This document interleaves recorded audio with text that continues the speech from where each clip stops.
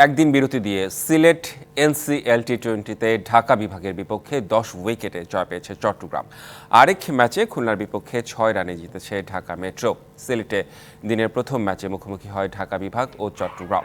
শুরুতে ব্যাট করে সব উইকেট হারিয়ে স্কোরবোর্ডে মাত্র 64 রান তোলে ঢাকার হয়ে তাইবুর রহমানের 43 বলে 30 রানের ইনিংস ছাড়া কেউ ছুঁতে পারেননি 2 অঙ্কের কোটা। জবাবে ব্যাট করে বিনা উইকেটে 65 রান করে 10 উইকেটের জয় নিয়ে মাঠ ছাড়ে চট্টগ্রাম। দ্বিতীয় ম্যাচে ঢাকা মেট্রোর মুখোমুখি হয় খুলনা। শুরুতে ব্যাট করে খুলনাকে 147 রানের টার্গেট দেয় ঢাকা মেট্রো।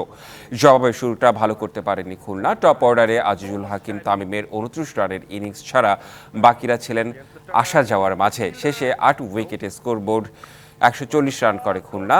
6 রানের জয় নিয়ে মাঠ ছাড়ে ঢাকা মেট্রো।